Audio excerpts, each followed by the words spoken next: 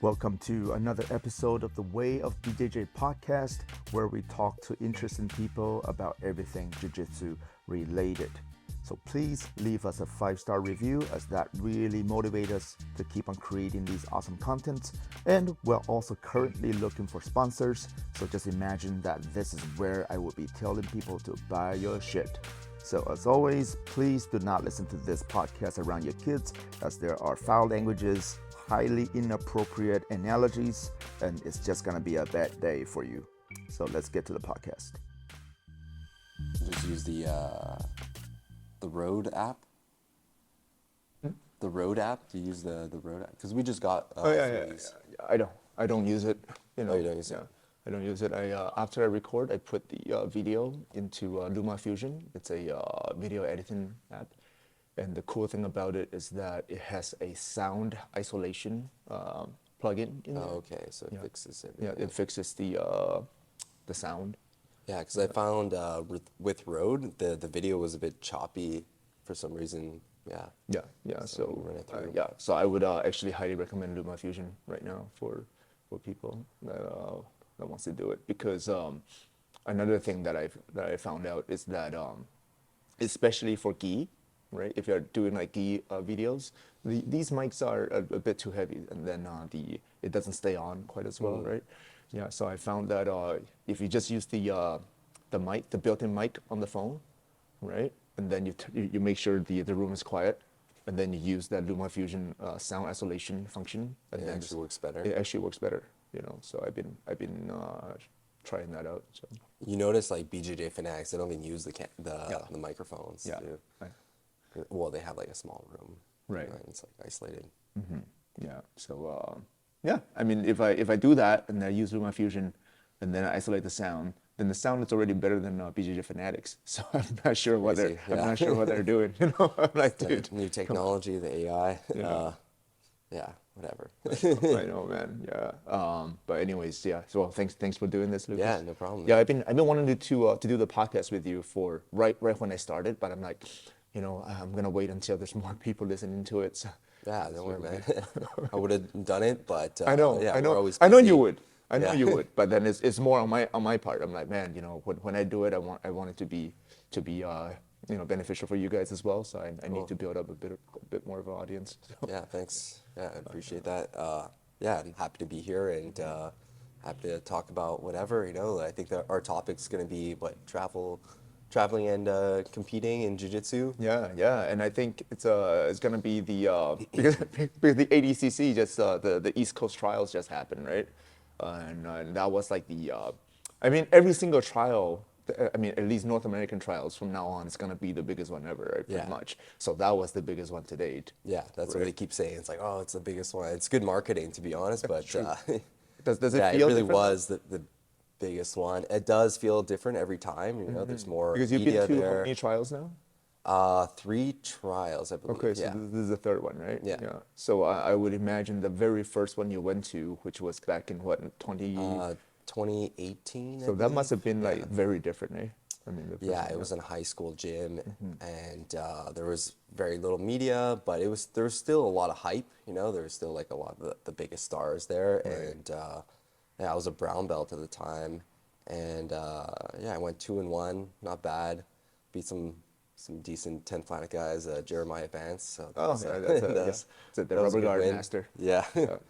And then I lost the decision. So still haven't. I still haven't got beat by anyone like embarrassingly, except for the recent one. I don't Nicky Ryan. I don't think that was embarrassing at all. Yeah. But I know what you mean. Like you wish you probably could have put up a better performance, right? Yeah, exactly. Like I didn't have the right stragy, but yeah. I guess we'll come back to that for sure. Come back to that for sure, because everybody was so hyped, like, oh wow, everybody can see that you are on a collision course with Nicky Ryan, right? And then I mean, all of your friends and supporters wanted you to, Yeah, everyone was asking, like, okay, when are you up to fight? Right. And then, I was fighting. I was like, okay, I'm not gonna answer right now, but I know. Yeah, leave me alone. God damn it. Gotta focus.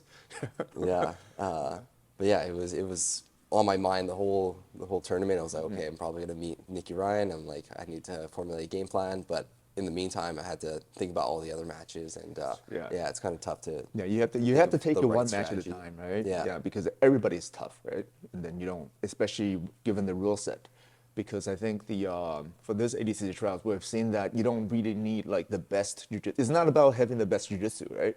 It's really not, right? It's about a combination of a lot of different things, right? Yeah, if you face like a really good wrestler, like my fourth match, I knew the guy was a really good wrestler. He went to like Iowa State, and I was like, oh man, I one of really those don't want to corn-fed go like, boys. yeah, I really don't want to go to overtime with him, and so I made sure to get points in regulation, so I didn't have to force a stand up in Right, overtime, and then maybe have to pull guard, get a negative. If I remember correctly, was this some kind of wrestle up that you did?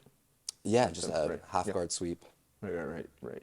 Cool. Well, yeah. So I guess we're kind of jumping ahead a little bit, but that's okay. That's the nature of this podcast because I hope you know what you got yourself into, right? Yeah. I don't edit anything. Everything's it's fine. unfiltered. So just be very careful what you say because we're gonna stay in here. I don't think anything. I'm actually. Yeah, I have a surprised. lot to say too. Yeah, I Like, know. I'm so. surprised I haven't been canceled yet. But I guess if Alex Jones can be on Craig, I mean, if Craig Jones can get Alex Jones on his podcast and he's not canceled, I guess then people don't really care. Yeah, that's part of the charm of grappling. It's getting more unfiltered and like, I mean, it's still has to be professional, but Craig Jones is just like, taking out the filter and just like bring out more personalities, and I love it, to be honest. I know because it's because traditionally jiu-jitsu has always been like respect, structure, which is great, right? Don't get me wrong, it's great, but I think it swung like a bit too far to that side, right? Yeah, maybe. Yeah, a little bit, right? I guess everybody's got different views on that, but It's good to take the best of everything, like Right. keep it fun and respectful, maybe not too traditional, but keep some traditions. yeah, So I think I'm sure some people, it's good a to lot have of a people blend. like freaking hate what Craig Jones is doing. Oh yeah, Yeah, for sure. it's hilarious. It's hilarious. But See, if you're insulted by it, then you probably have a problem. So that is so true, like right? it's all fun and games, So there's probably it's not a good sign if it's hitting too hard. Yeah. So for people who don't really know who you are, right? So again, I train with this guy. He's my coach. He's my coach. I walked in. I started training with you like how long ago now? It's almost 2 years Since now. we opened, it's almost been 2 years. Yeah. Wild. Nice. Yeah, I came in as a 9-year purple belt. Yeah. And then I remember the first conversation that we had. You were like, because I came in to watch the class, right? My back was in. Yeah, and you had a mask on. I remember. It was like, oh, who's this guy? Oh, You know, yeah, like, he's trying to rob us. Yeah, he's trying to rob us or trying to hide his face. And then you're like, you picked the wrong place to rob. Yeah. Yeah, so I was watching the class, and then I was impressed with the instructions and everything, so I joined. It was Sweet. awesome. Yeah, that's awesome. Yeah, and then the very first roll that we had, I was shocked. I was like, holy Jesus Christ, I don't know anything. I was, yeah, I think within a 5-minute round, you subbed me like 7 or 8 times or something like that. And it's It wasn't the first roll, was it? No, maybe. Usually I wait until like I know the person more before trying to submit them as much as possible. I don't know, man. Could I be- don't know. I don't know, man. Could have been the first time. Yeah. I don't know because you're like, hey, you already paid for the membership. Sure, okay. Yeah, maybe. I got his money. Let's fuck him up. Which was good for me. But yeah, if you're a purple belt, Yeah. we'll go hard. Yeah, which was really good because it wasn't getting subbed. I mean, I get subbed all the time, right? It wasn't getting subbed. It was the manner that you subbed. It felt like you weren't even trying. You were like, you were so relaxed. You were like going just flowing from one thing to the other, and then everything I do just falls right into your next attack, right? It was that. That's what I try to do all the time. Try to stay calm, and then you can actually think better if you're calm and set up your attacks. So Yeah. if you're like always white knuckling it, going super tense, then you're more tunnel vision, I find, and Yeah, it's and much better that to be calm. influenced my approach now Yeah. a lot because then I realized that it wasn't because there's such a. I mean, we have such a huge skill gap for sure, but you don't do that just because there's a huge skill gap. It's actually the way you roll with anybody. Yeah, Yeah. I try. Yeah. So and even when you compete, you're so super relaxed and everything. So I guess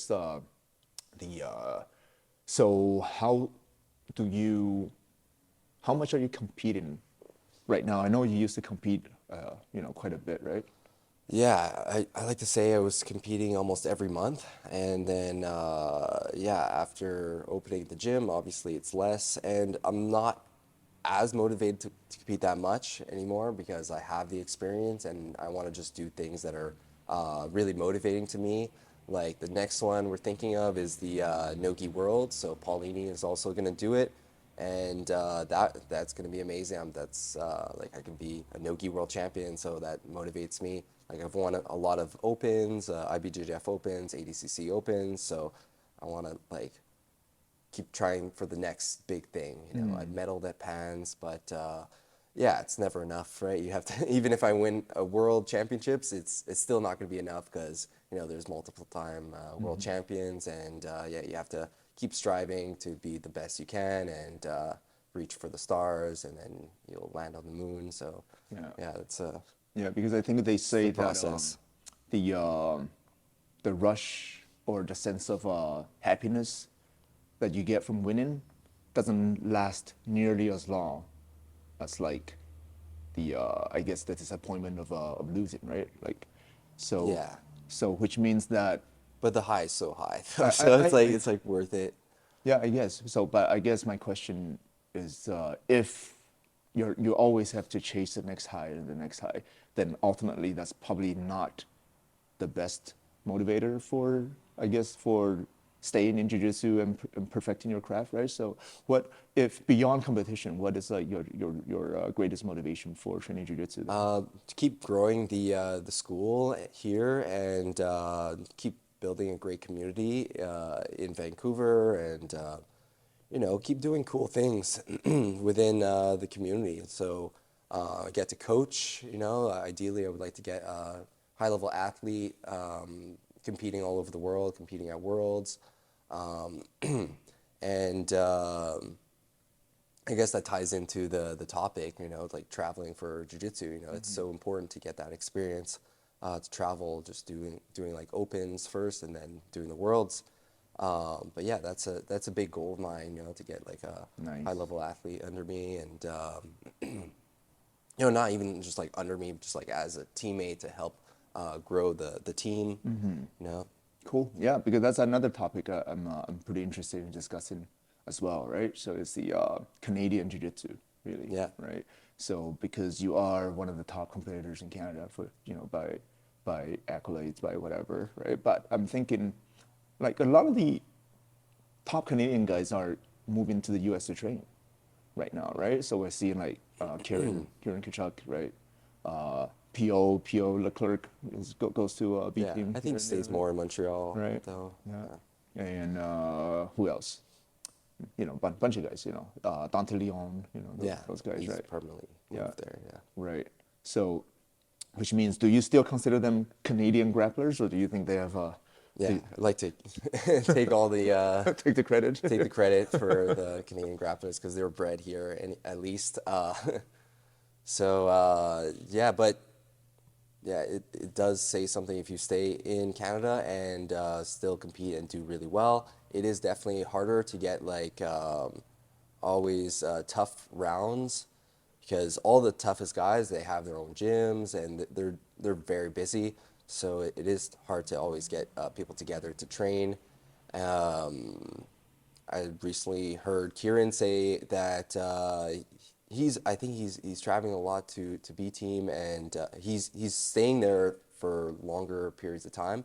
But when he goes back to Toronto, he basically just tries new stuff, and that's what I do for the most part. I'm always keeping things interesting with teammates and students by trying new things. I'm developing new skills always. But yeah, what could be missing is like just hard rolls to go the extra steps in the sequences, right? So like against more hobbyists, you're gonna be just doing one move, and you can if you're in guard, you get a sweep. You just do like one or two sequences, and then you'll get it. Whereas like if you face a competitor, yeah, it'll be like deep in a sequence, like 4 or 5 moves in, and then you'll eventually get the sweep or whatever. So could be hard, you know. So I mostly do my cross training by competing, because that's where all the top competitors should be locally and in the States too. So I consider that like cross training, and it's much more productive than just cross training in other gyms. But yeah, I do believe cross training is really good. So yeah, it's just about getting a lot of experience competing, and Yeah. yeah. Cool. Yeah. So who are some of the Canadian competitors right now that you think are still mostly training in Canada and actually representing like homebred jiu-jitsu, and that's doing really well out there right now? I think myself. There's my buddy Andrew Racine, so shout out to him. He's competing a bunch over in Montreal and Toronto and Ottawa. There's Claudio Delisle, who's really good, competes almost every month now. So he's an interesting case. He's been starting to compete more as a black belt, whereas I competed more as like in the colored belts and white belt. So yeah, that's interesting. But yeah, you can always just, you know, start your competition career as a black belt and just keep competing as much as you can. You probably have more work to do, but yeah, that's kind of motivating to see someone compete a bunch at a black belt. There's also Matt Kwan. There's an up and comer, Harrison Woods, who's looking really good. Yeah, there's a bunch of people, you know. Nice, exciting, Yeah, exciting future for sure.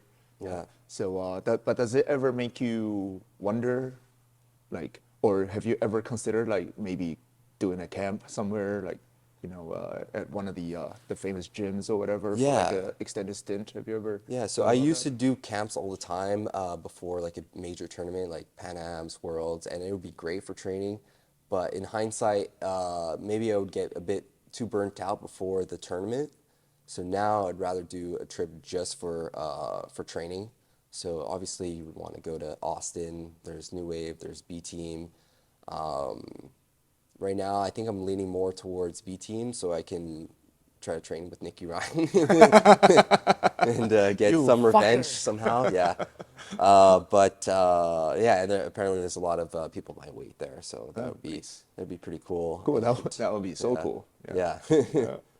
Nice. All right. Cool. Yeah. Well, now let's talk about traveling then, eh? I mean, is that one aspect of competing that you look forward to as well? So you get to travel to different places, or is that part of the things that you hate? Because some people hate traveling, right? So where do you fall on that spectrum? Yeah, I love it. So it's really a fun aspect for me, and I got a lot of experience doing it early on, which I was lucky. I got like sponsored at Blue Belt to go do the Worlds, and then, you know, like I never traveled too much, and then I was just like hooked. I went alone, so it wasn't the best experience, but it was. I still liked it. I like, you know, I got to learn about a lot, and you know, I was like a young kid and I did this. And then I just traveled with a coach, Glenn McKenzie from Montreal, and yeah, that was really helpful to have someone drive around and kind of like bring the team down to Boston, New York, and we went to Toronto a lot. So we just got used to that, always doing that with a group of people, and so yeah, it was you find out like your routine when you do that. So you learn what is best to eat, what is best to do on the given day. Usually you don't want to do much, you know, just lie in bed and just like watch TV in the hotel, eat clean foods. I've had terrible experiences where I ate the wrong foods and then like I felt like shit competing. So yeah, there was a lot of like lessons there. Right. Yeah, because I think that's all part of the competition process, right? You know, because it's not just about the jiu-jitsu training, right? So as you said, right, it's understanding how to cope with the travel, how to make sure you still eat the right foods and stuff, right? Yeah. So what are So what do you think is the safest way to eat when you're traveling so you avoid, what you just mentioned? Yeah, I mean, you don't have to be crazy strict because like your body is going through a lot of stress, and so you can like cheat a bit and have something that will stay in your gut. So if you're like really craving something, you can eat it, like a little bit of candy or something. Like your body's just gonna burn it off super easy. But I would actually avoid red meat because it can sit in your stomach too much and make you like not help you recover and get good sleep. So that was one mistake I had once before an Abu Dhabi trials. Yeah, it was terrible. Yeah, I just felt terrible in my match, and I cut weight, so it was not the best. So I would suggest like clean, classic like chicken, rice, veggies. Yeah, try to carb up too. So big bowl of rice helps. Nice. Yeah. Asian food. Yeah, Asian food. For the win. Oatmeal. I love oatmeal before. I mean, pretty plain foods, but yeah, I find it's really important. Veggies, fruit. Yeah, and on the day of the competition, like slow burning carbs, like melon, honey, maybe some like a bit of bread, whatever you feel like it sits well. Some people don't like to eat in the morning, but I always like to have a bit of something like oatmeal at least, and I see how much stays down. Cool. So on the day of competition, it's more like snacking throughout versus like big meals. Is that right? Yeah. Something like that?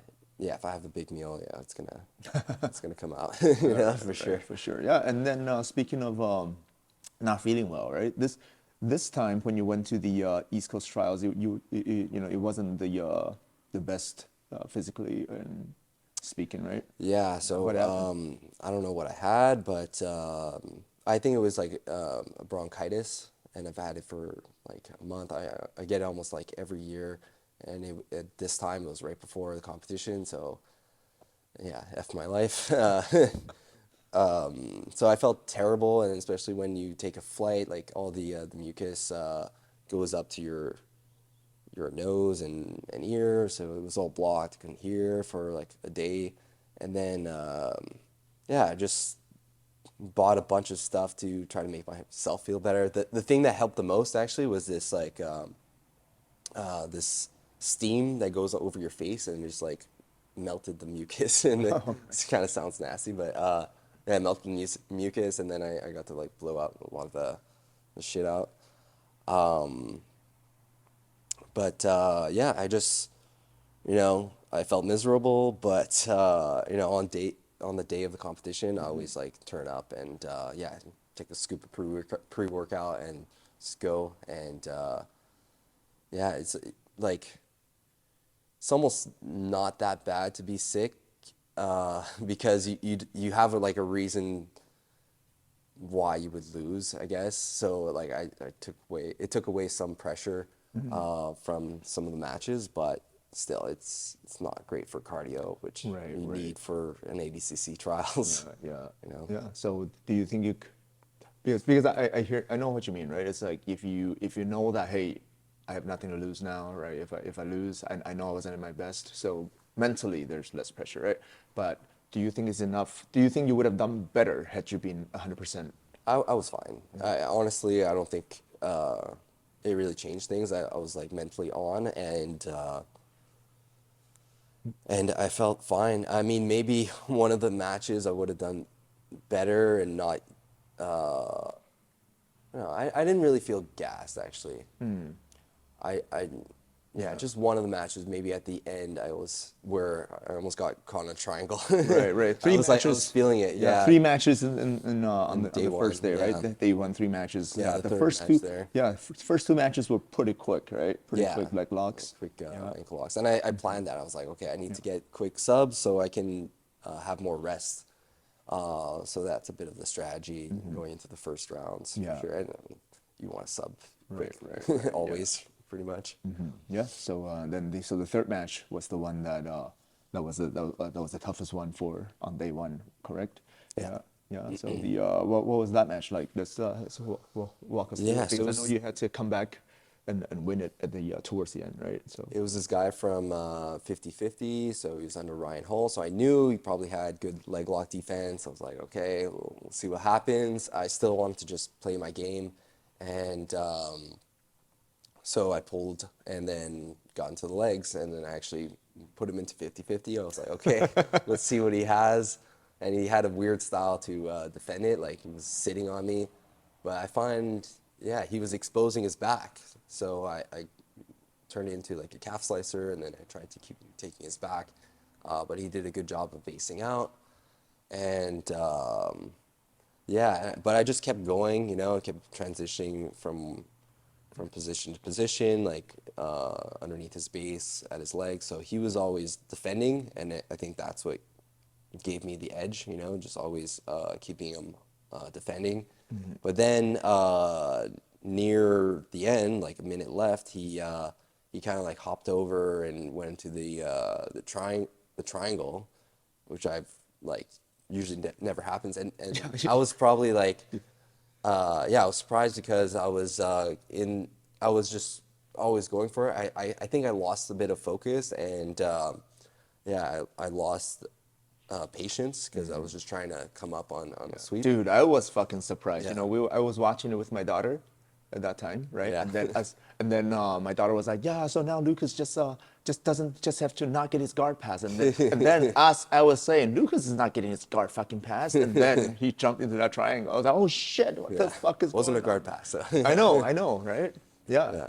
And then, damn, I was like screaming at the TV. I was like, no, Lucas, get the fuck out of there. Yeah. Yeah, so how did you get up then? Yeah, I just pulled off my triangle defenses, tried to get on top, and then he switched it to a monoplata, which is a bit different, but I was still confident I could keep doing the like reverse hitchhiker. And then I got up, and then I knew there was little time left in regulation. Again, I never want to go to overtime because, yeah, wrestling sucks. And yeah, I just came up, got the tight waist, and then I came up from like basically a half guard. It was like deep half, and then I went to the tight waist, and then put his hands on the mat and took his back after, yeah. So last 30 seconds is pretty wild. Oh yeah. Yeah. I can only imagine because I was screaming at my TV like, yes, yes. Yeah. So I can only imagine how crazy it must have been over there. So, yeah. Yeah. Cool. I Yeah. got, like, a Speaking bit of of all the attention from that, yeah, dude. yeah. Speaking of all the wrestling exchanges and everything, how do you feel about the ADCC rules of letting the action go off the mats? It's cool. It's kind of like, yeah, it keeps the action going and gets the crowd engaged. So I think it's really very interesting.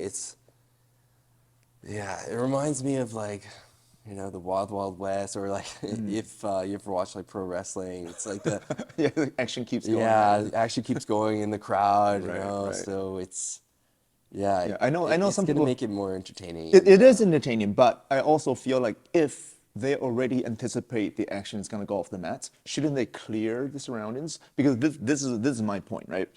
Let's say, I think I saw it in a couple of matches, right? Let's say, what if you use it as part of your strategy, right? Let's say you take somebody down, Definitely can, yeah. right? Yeah, let's say you take somebody down, right? And as you're going out of bounds, then you push him into a chair or something, right? Yeah. And then the chair It throws them off too. then you yeah, know, then the throws chair people trips off. the guy over, so you get the takedown. And Yeah. otherwise, you wouldn't have gotten it, right? So how is that fair? Yeah, you just have to get used to it. I think. I mean, it's not really that fair, but you know, I think that the refs do the best job they can, and you know, people just have to adapt. I always try to keep the match in the center as you're supposed to do, you know. But I feel like some people are trying to run people out of bounds, and it's kind of ugly. And but you know, whatever, to each their own. You know, it's like do jiu-jitsu. Like in training, are you trying to, you know, run people off the mat? No, like you try to keep it within the bounds, and you know, only if it goes out of bounds, then yeah, you keep going. But yeah, I think you actually have more of a chance to finish positions in bounds rather than out of bounds. So you know, try to keep it inside, guys. Yeah, true. Yeah, that's my only gripe. I'm like, okay, yeah. I mean, I get it, you know, so people can just escape out of bounds to get out of bad positions, right? you know, but at the same time, right? If you know people are gonna go out of bounds, clear the area, you know, so the competitors don't trip over like, you know, backpacks or whatever, right? Or like the audience members could be getting hurt too. Like I was like trying to stay away when I was watching because I didn't want to get injured before like my match with Nicky Ryan. You know? It's like, Yeah, especially you look at some of the competitors, like, oh, that's Cody Steele. Okay, and I'm staying the fuck away. You know? Yeah, just trying to like leave the area. There's people going out of bounds, going into the booths. I'm like, what is this? You know, it's insane.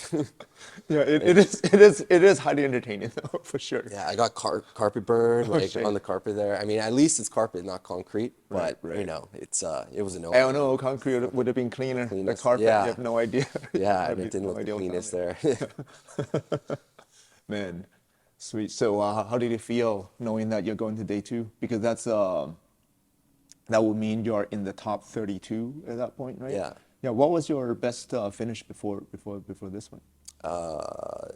I went 2-1 in 2018. Yeah. Right. Or 2017 maybe. Okay. So that was okay. But yeah, this by far was the best run. 4-1. Especially with the division was so like stacked, what, you know? 256 competitors. And everyone right? was It talking about maxed the out, the 77 kilos. So I was like, okay, it's my time. You know, I gotta Yeah, it was show my skills. yeah, before you even saw the bracket, was there a particular person that you would have loved to go against? Honestly, it was Nicky Ryan. Oh, yeah? And yeah, there was Oliver Taza. I was like, okay, I always want to have another match with him. We actually fought at blue belt, and I don't want to say it, but he was just starting. You know, like I won at blue belt, but yeah, he's gotten so much better, and like we trained together, so it would be nice to like see how we're faring now. But yeah, honestly, it was Nicky Ryan, and I got the match. So that was really cool. And yeah, it showed some holes, and I got lots to work on now. Yeah, and cool. learned a lot. Yeah, Great. well, let's talk about that then. Yeah, so day 2, because you know you had to get through that wrestler that you just mentioned to get to Nicky Ryan, right? So you definitely don't want to overlook that match, right? Yeah. So what was the strategy going into that one?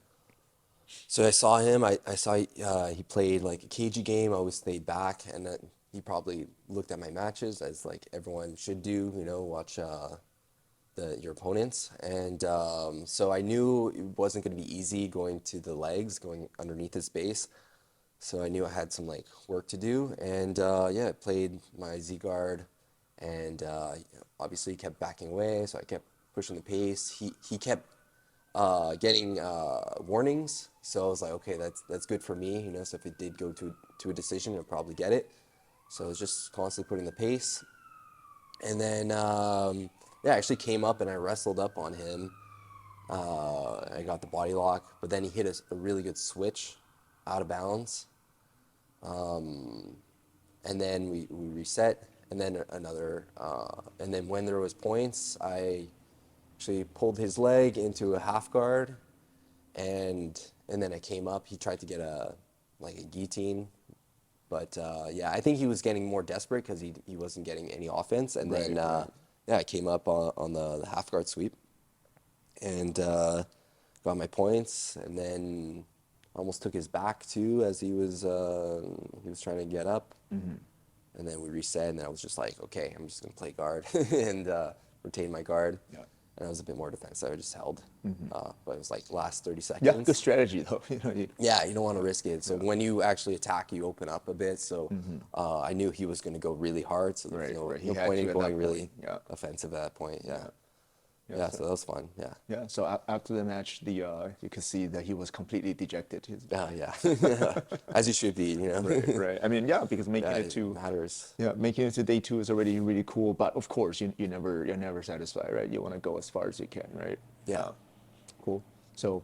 Yeah, I didn't even know when I made it to day 2. I didn't even know because I was like, oh, I thought I had 4 matches on the same day. I thought it was 4 and 4. Right, it was 3 and 5, right? Yeah, 3 and 5. So I was like, yeah, that's kind of weird. I won, and I was like, oh shit, are you sure there's no other match? You know, and then they're like, oh, double check, and then I was like, oh, it's a nice surprise that I made it to day 2.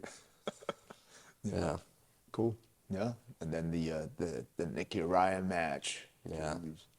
Yeah, man. So, Lots of media around and lots of attention. I had, well, at yeah, least you made it onto the cool. highlights now, so that people will be able to see over and over.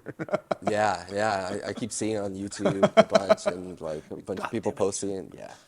I'm gonna see that highlight Yeah. for a while, but you Yeah, know, it's yeah. gonna make me, I don't make know me if better for it. I don't know if I'm imagining it or something, but as soon as I saw that you let him pull guard and then you were on top, I felt like you were more tense than Yeah, than you are usual. usually. Yeah, I'm like looking at it, like, oh man, Lucas looks pretty tense right now. I'm like, man, that's not doesn't look like him. Yeah. So Well, how I did you felt it feel? right away that like with his calmness and his slickness, like I felt stress because I like he had good gripping and you know everything he would do, I felt like I was in danger. So like even just with the gripping and his positioning, so So that's why I was more tense. And yeah, then your Spidey sense was just going off. I guess yeah. Yeah. So yeah, in hindsight, maybe I would pull guard or I don't know, maybe in a rematch, if we ever have a rematch, yeah, I would do things a lot differently in the passing. Right.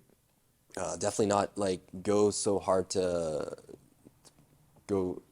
pass forward. Maybe I would stay a bit back, you know, with my legs back, and kind of like you know Elijah did in the finals. You know, Right. he was very smart, and he kept weaving the leg and moving side to side, and just negated his game. Yeah. You know, Frustrating to watch though, but yeah, that's the game. You know? that's the strategy. You need to play against someone who has such a good guard like that. You know, Right. Right. Yeah. So and yeah. if you pass, like great, but you know you can't count on it. True, true. And I think you said that Nicky Ryan, the entry that he did onto the leg was something that you weren't expecting or something. Yeah, so normally people do the cross ashi when you defend the inside position there, uh, but he went back to the straight ashi and then yeah, he caught my heel right away. Usually I'm still able to defend, but he caught it right away. So I spun out and then he got the heel knee bar, which is very different finish. But I've seen it before. Like a lot of people were saying they haven't seen it before, but I watch a lot of it. Sorry, a lot of instructionals, and yeah, I've seen like Gordon Ryan show it, and yeah, I was just like, fuck, it's there, and I have to tap. You know, I felt it, and then yeah, I couldn't move, and that's how you know it's a well applied submission if it's like really controlled. And if I waited, probably would have snapped my leg. So right. it was good that Yeah. I tapped when I did. Yeah. Well, you know, there's always next time. You know. Yeah. So because there's another trials coming up, right? West Coast trials. Are you thinking about doing that one? Yeah, Yeah. for sure. So it's supposed to be in March, I believe. So yeah, it's gonna be a great time if right. I'm gonna do that. Oh, Got Nicky plenty of Ryan is time. probably gonna do that one too, Maybe, right? yeah, unless he gets invited or Rematch. something. You I know? mean, he probably deserves an invitation, right? You know, but I think just doing the trials would be really good experience and practice for him, anyways, right? So because Yeah. he hasn't competed that much lately due to injuries and stuff, The right? more you do, the more likely you'll get invited. So yeah, hopefully he's there, and hopefully I can get a rematch. Yeah, but before the rematch, go train with him. Yeah, we'll Figure see. it out. We'll see if he's gonna want to or not. Well, I think those guys are Yeah, pretty I think cool, they're right? very cool, They're yeah. very cool. Yeah, and especially you know some of the guys there, right? So it's, Yeah. yeah, they're very open. Yeah, for sure. Cool, nice. All right. So what is yeah? Then how would you summarize this East Coast trials experience compared to the other ones? I mean, would you know like on the scale of like how much fun you had, like how the you know how cool the experience is, you know? It was very cool. I mean, Atlantic City isn't as nice as Vegas, to be honest, and It's you know, just a shit it was version of yeah, Vegas. it was hard to get like good groceries around there. We got an Airbnb in Atlantic City, and in hindsight, it would have been better to get something at the hotel because they actually had like lots of good places to buy food in the hotels, and just in the actual city, there's very little, and yeah, it was a bit ghetto. So yeah, we actually had someone take our parking spot, and then we unfortunately had to tell our B host that there was someone in a parking spot and we had to get that person towed. So I was like, oh, that's awkward. What if this person gets like upset with us or something? But yeah, nothing happened to our car, thankfully. I mean, our Airbnb was nice at least, but we didn't really do much in Atlantic City except for compete, which was, you know, I always love it.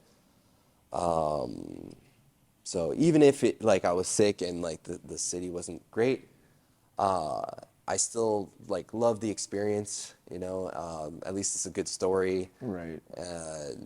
We had all these like obstacles to go and compete. So, you know, now looking back, I'm like, oh, that's kind of cool, you know. Right. It's like, of course, it's going to be grimy. And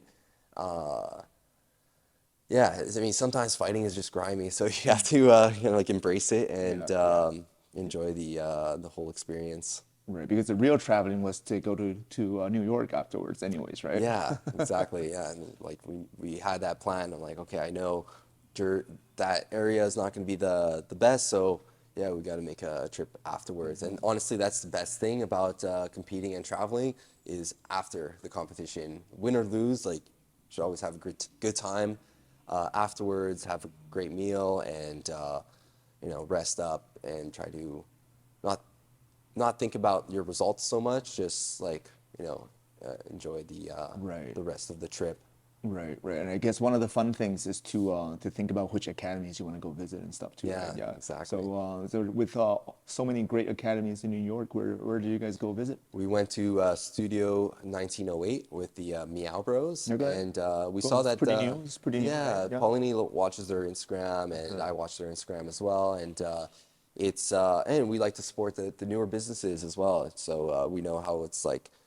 At the beginning, it's you need more support, so we'd like to go and help them out. And it was great. We did the pro training at 10 a.m., which was free too, so it helped with our expenses. Oh, nice. And, Yeah. and Oh, really cool of them to do that, eh? yeah, exactly.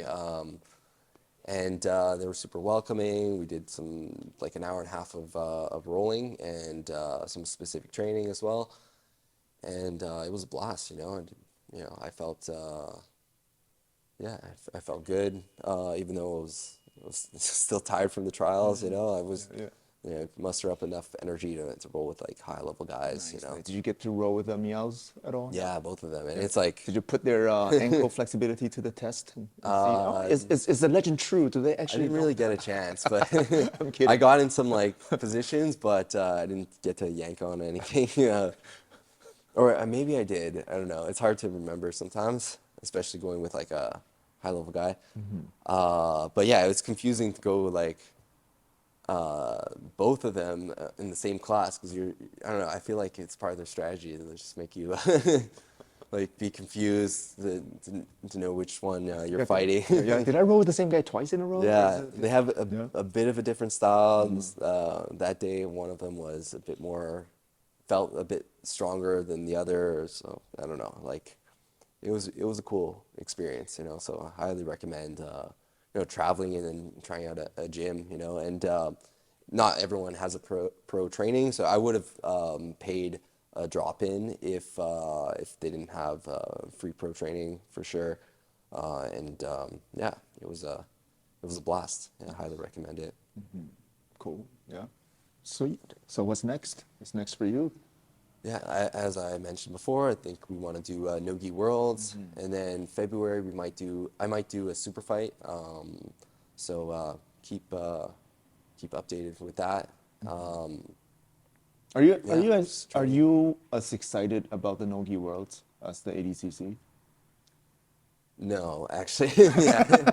To be blunt, yeah, I like the ADCC rules much better because they really don't like stalling. So I find that really favors my style, and there's no advantages. So like, it doesn't matter if I'm taking a risk and going for an attack and then turtling, you know, I'm not giving an advantage, so I can just keep going, you know. So it is really all about like finishing positions in ADCC. So that's what I like about it. Whereas IBJJF, you can get someone who's really savvy with the points, they can get an advantage and then just stay away. And then, yeah, you can't argue with the ref about it, you know, that Right, you'll get right. penalties. So, Right. Yeah, that's true because yeah, the it's Matt unfortunate. Kwan, you know, a mutual friend, Matt Kwan, Yeah. he lost the first match, right? Yeah. But because he was able to talk to the ref, which in ADCC, right, you can talk to a ref, so he actually told them that they made a mistake. They went back and checked. Yeah. And then sure enough, right? Then he was Yeah, I think able that's to a get bit, overturned, yeah, right? it's a bit controversial because usually they don't do that. And like once your hand is raised, like it's over. But yeah, that is cool that he's able to communicate. Usually when I communicate with them, they tell me the rules. They were like, okay, it was because of this, and it's like a clear answer. Whereas like IBJJF, maybe they won't even talk to you. They'll just be like, oh, they'll say something very brief and then move on. And then if you approach them again, they're gonna disqualify you, right? Yeah, or ban you. Yeah. Who knows? Yeah, nice. Yeah, wow. So I guess that means, do you feel like the IBJJF should make some changes? Because it sounds I like, mean, they're doing fine the way it is, but you know, Sure, there has been a lot of complaints. right, it sounds like you're saying ADCC is not only more spectator friendly, but competitors like it more too, right? Yeah, I think that's the general consensus right now.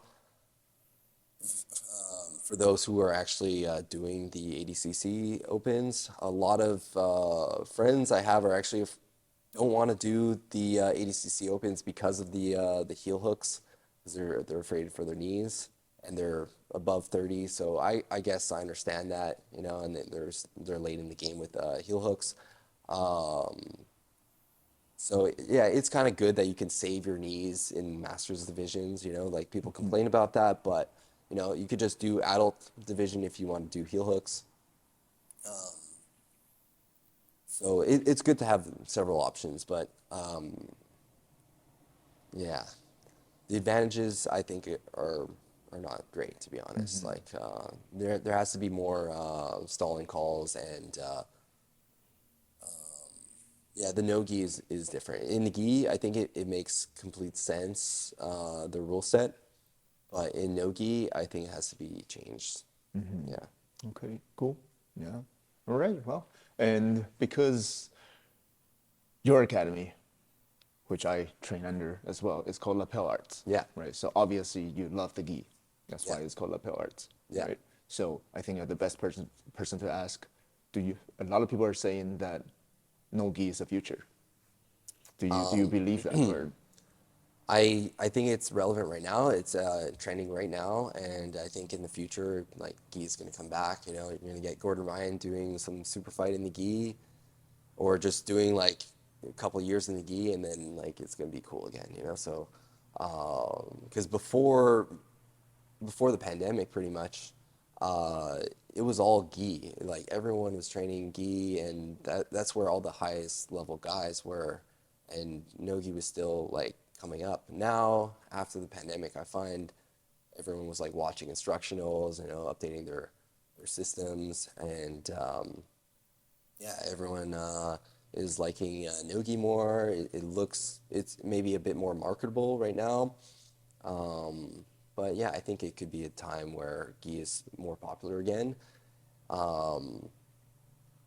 But for enthusiasts, hobbyists, you know, I think it's always going to be relevant, you know, because not everyone wants to go and, you know, train with someone who's all sweaty and getting super close to someone, you know, like, Spandex. yeah, spandex, you know, so the gi is nice and clean, you know, you can keep a bit more distance between someone, even the way you play, you can keep more distance, and you know, it's good to learn first in the gi because it's more straightforward with the grips, and you almost don't have to be as technical to get positions. Like you can just get the lapel and the pants and then pull yourself in for the passes. Yeah, exactly. So yeah, it's really good. You know, it's really good to do both. You know, you're gonna learn I how to manipulate people's body more in no-gi, and then that's a very technical skill, you know, like you have to be very precise. In the gi, you don't have to be as precise, but then again, you can do all the no-gi moves in the gi, so it's applicable. The no-gi moves are applicable in the gi, and yeah, and there's all these cool like lapel chokes and gi chokes, so you can do in the gi, which is always fun. You know, there's you don't have to limit yourself to just one. You know, I always like to keep things interesting. So if I'm like a bit bored of doing no-gi, I'm gonna switch to gi, and that's how I find I stay relevant by always being passionate about the game and finding something that interests me, you know, some new move that's going to interest me. Yeah, I agree. That's why I think the argument of, you know, some no-gi guys, their argument for not training the gi is like, oh, that's not realistic. You know, I'm like, we're not looking for it to be realistic. Yeah, you know, it's just no-gi is not realistic. It's just for fun. Yeah, no-gi is not realistic. Go for a leg lock in MMA, you get knocked out. Yeah, so yeah, it's not about that, right? You know, if you are only thinking about what's realistic or self-defense or whatever, then your game is going to be very limited. It's gonna, you know, there's no way that you can spend your entire life, you know, working on the art because you just want to do stuff that's realistic, right? It makes no sense, the argument. So what about for you personally? Do you prefer gi or no gi, or do you find that you kind of, you know, swing with the seasons? Yeah, I can't really say I like one or the other better. Yeah, I swing with the seasons. Yeah, like right now it's no gi because of all the tournaments. I just did the trials.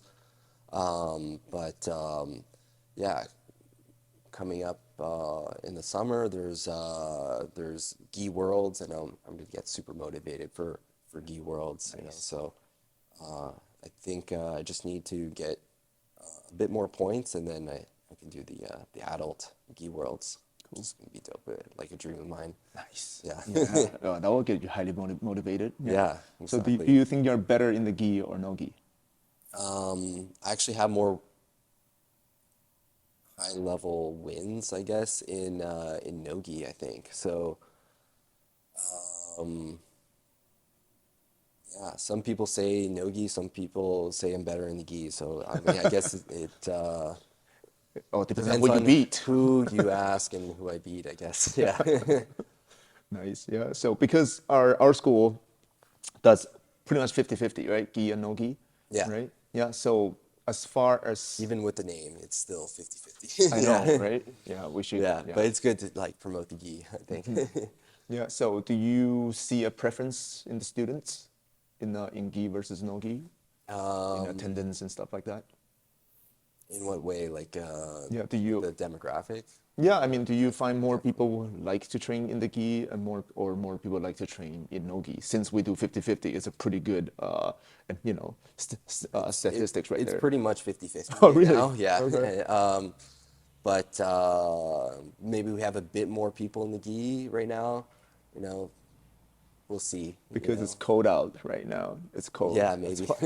Yeah. Because I've recently started training the gi more, and I find it so much fun actually. Yeah, exactly. You know, and that's what it's about. It's like having fun. You know, switching the mode up and into the gi. Yeah, because I was feeling like I'm doing focusing on no gi a bit too much, right? And then it's, you know, you're always working on the same things, right? And then I put the gi on, like, okay, I'm only gonna do gi chokes.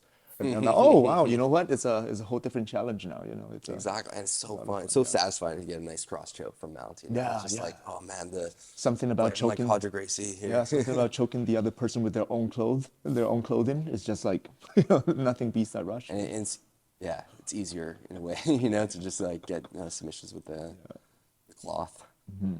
Cool. Yeah. So.